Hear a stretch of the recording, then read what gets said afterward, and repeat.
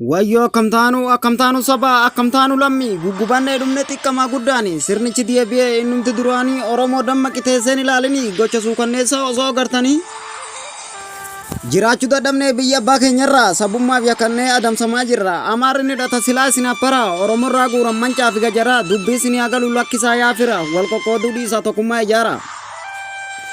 Kawwee nu kawwee nu gabroomse kan hin qabne kawwee du'u jira ciise kan hidhatoo qabu kufuura kuffise fakkeenya fudhadhaa Oromoo kamise korosuma almeedaa oraaliin fe'ame dhumnullee jihaaddi jedhee walitti dhahame xiqqamaa guddaadhaan dhaqeerra garmaame qeerroo sotaan qabu miilaan irra diime.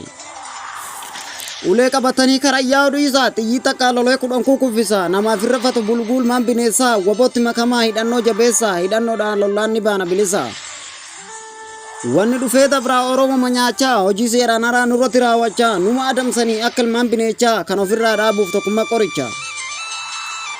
Akka keenyaaf lolla dadhabne sobborre ilmaan Oromoodhaa hanqateera saree kaanis ajjeesaatii garii hidha guure asii dhufeen biyya nu kunoo nu weerare dhiiga ilmaan Oromoo durumarraa bare.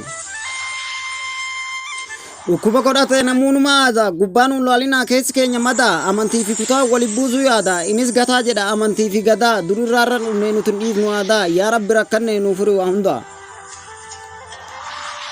Hawaasa duguuguun biyya bushuu miti akka itti bulchan diyen baradhu ati biyya bushuun ta'u kon akka kan keetii zinnaashin bushitaa fagoon diyeminiiti.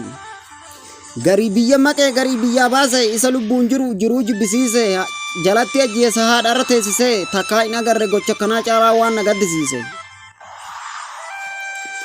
Ana kan na dhibe warra bichuu jedhee isa jala deemu siitaatu fudhadhu dhaamsaan sii dhaamu akka gaaf duraanii ararrin argamu warra garaaf jecha qarshiidhaan bitamu ilmaan Oromoodhaa osoo ajjeefamee mukatti gatamu as buuteen hin jiru bineensaan nyaatamu. Fuulli durri ifa abshir waboo kiyya kan qeerroo fi qarree hundi saba kiyya kaanee afalmannu gabrummaan nu gaya sirna nafxanyoota ofirraa lafa kaaya duunus jiraannullee waboo waliin wayya.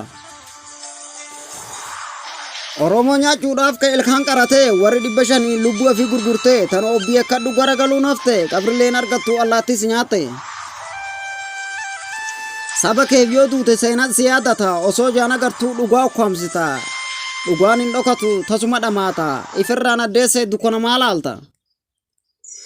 Zabanni gabrummaa nurraa badee jira ifaan bilisummaa kunoo ifaatii jira walakka Oromiyaa handhuura Finfinnee handhuura. Waboo wabii sabaa ati Oromoof lamba sabni suma qaba weerartuu horgobbaa qalaa morma qaba. Nurraa kaasuudhaaf harkoota gabrummaa nuuf ibsuu akkaatan ifaa bilisummaas. Sinii waliin jira ganama galgala yaadi keenya tokko fagaannullee qaaman.